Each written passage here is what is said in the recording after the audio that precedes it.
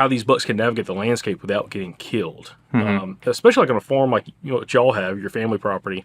You've got, especially during gun season, a lot of pressure out there, relatively. Everybody's got their spots, but there's quite a few people probably out there hunting. Yeah. And some of the other properties you looked at.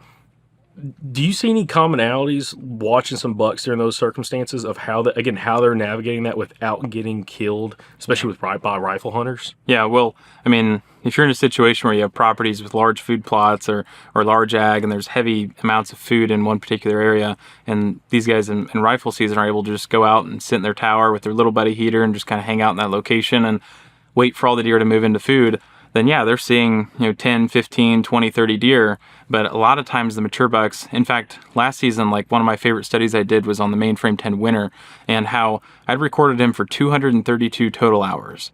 And I saw him walk into a field 2 times. 2 times. And in that time frame that he walked into the field, it was like a 15-minute increment right at the last second of legal shooting light. So the available time that you would have had to shoot him, like say you were a bow hunter and you were actually hunting in that field or in a tower or maybe off on the edge in a climb or something, then you may have not even got a shot at him anyways. You probably would have just seen him and had an experience with him, but you wouldn't have gotten a shot. Whereas if you were just 30 to 50 yards right off the field edge, you would have seen him, like, I don't remember exactly what the number was, but quite consistently in comparison to just right up in the field versus 30 to 50 yards right off the field edge.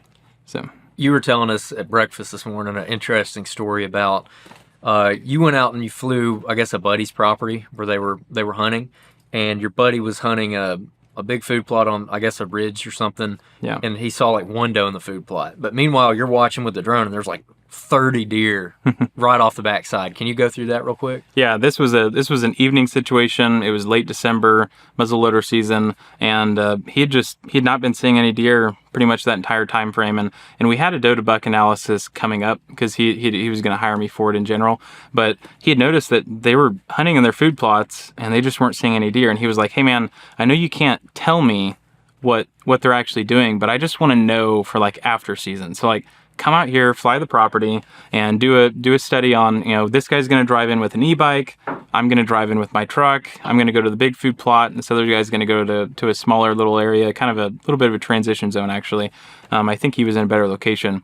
And where are the deer? And I was like, okay, I can come out and do that. And I came out, watched him drive to their locations, and not 45 minutes later, after he'd parked his truck and climbed up into his tower, that I was watching his big field. It was a 4-acre food plot. I think he had a mixture of some brassicas and maybe turnips and whatnot in it, but the predominant seed that he was planting was rye, I believe, which is just not that desirable of a food source until they don't have anything else, and then they have to go out and eat it. And like I'd said before, we had a really, really productive acorn crop, and whenever I was flying, they actually were on the leeward side of the ridge. There was a north wind, 15 miles per hour, and I think it was late December, like it said, and it may have even been spitting a little bit of snow, which doesn't matter in this case, but just kind of painting a picture in your mind. Mm-hmm. And this, whenever I was watching, there were 28 to 30 deer all off of the ridge, just browsing acorns that entire time. And there was one little doe that had walked its way up onto the edge of the field, maybe just cut the corner of the field and right back down into the timber to browse on acorns again. And whenever I was done, I walked back out to my car, and I just took off because I wasn't going to wait on him for him to get back. And I texted him. I was like, "Hey man, what all do you see today?" He's like, "Oh, we had 1 or 2 does kind of come up on the corner of the field," which for him, as to what he's been seeing, that was a little bit better than normal. And I was just like, oh, okay, that's cool. And then I waited till the end of season, and I sent him a picture of all of these deer just hanging out 50 yards right off of the field edge, and they're browsing acorns. And I think 1 to 2, maybe 3 of them were potential shooters in that case. And it was just like, and that kind of goes back to what you'd asked earlier, whether or not they hang around. In the evening time frame, I'd seen that a lot more, where a mature buck was willing to kind of hang around and just browse, because really, I mean, he's just seeking food, and he's kind of cooling down for the rest of that day. And I think that's what makes hunting the evening time frame a lot more difficult than hunting in the morning, because in the evening you're going to have that situation where you have 60 sets of eyes, and then you have all of these noses that are all trying to pick you out. And in the morning, if you can pick off a buck in that kind of missional morning movement time frame, where he's making that long individualistic trek that's terrain driven, and you can hunt based off of those terrain driven features in your property, then you're going to be having a lot more success more often. You might not see as many deer, but you're going to have a lot more success. We're going to talk more about that a little bit later on in this episode. When you were watching your buddies access their stands, did you notice anything interesting? Like, did you notice that they were going past any deer or anything like that? Yeah, I mean, they definitely bumped quite a few deer, and I think that you have to realize what type of property that you're on and what you use as your motive of access on that property. So if you consistently go on your property and you're on an e-bike, actually that would be the only one that I would recommend something else on. Because if you have a private property, let's say it's 100 acres, and you go on it all the time, and you're checking trail cameras, or you're working on something off in it, or you're putting up a tree stand or whatever, and you're going in and accessing it consistently with an e-bike, then you're silent that entire time frame.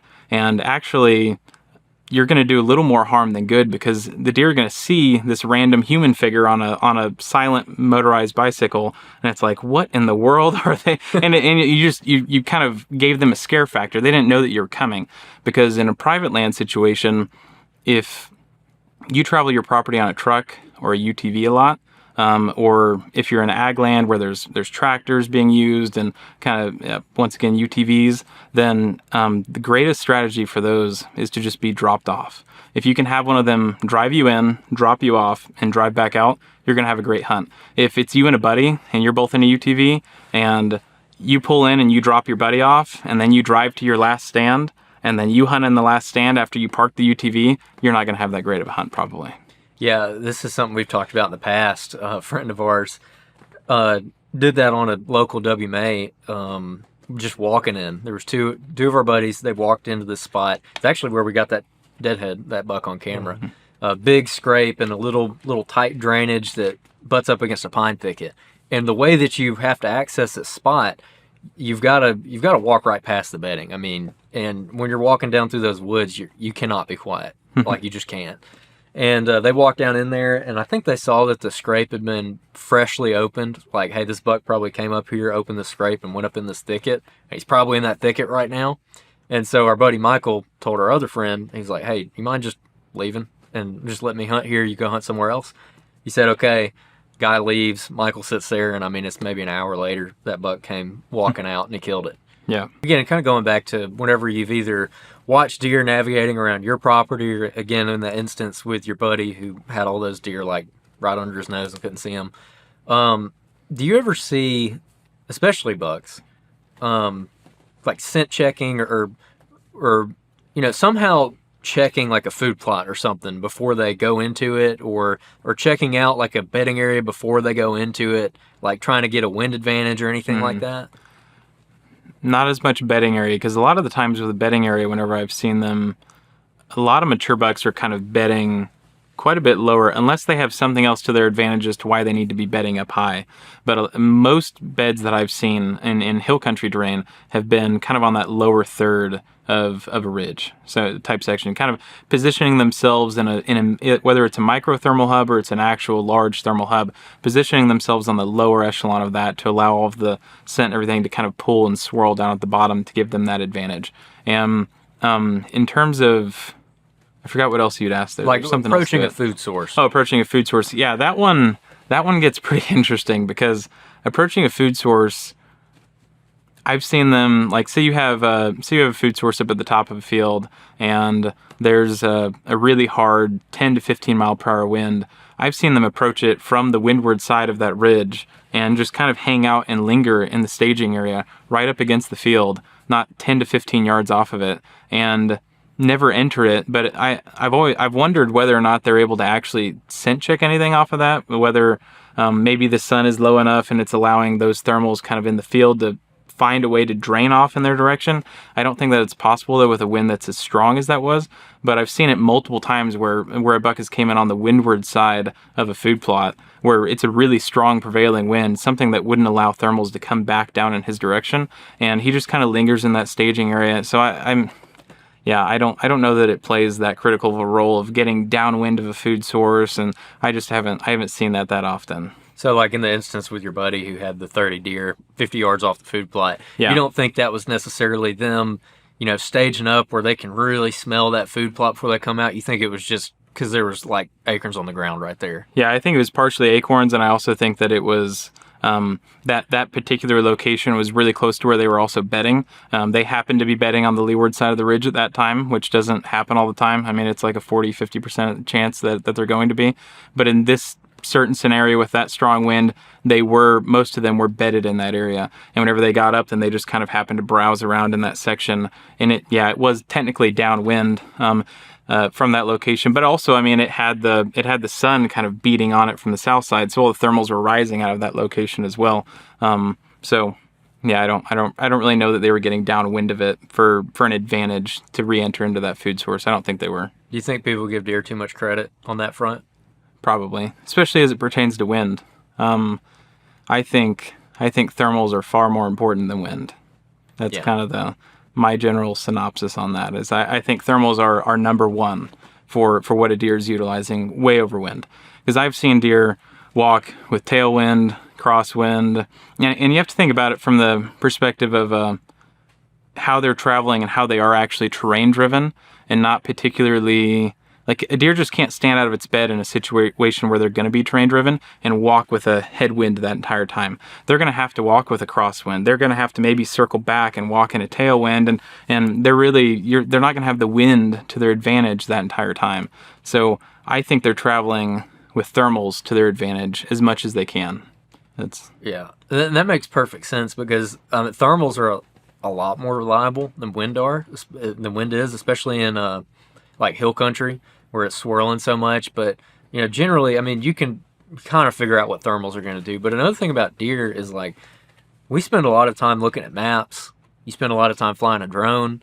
So if you have like this idea of what the woods are, and a deer is, like, first of all, it's an animal, so they don't think like we do. But also, they're just walking around and they're seeing and smelling their environment. And it's not like they're like, oh, I need to go through this saddle and do that. Like, they're not looking at onX and figuring out what they need to do. They're just kind of taking their environment in on the ground based off what they see. So I feel like maybe I'm guilty of this 100%.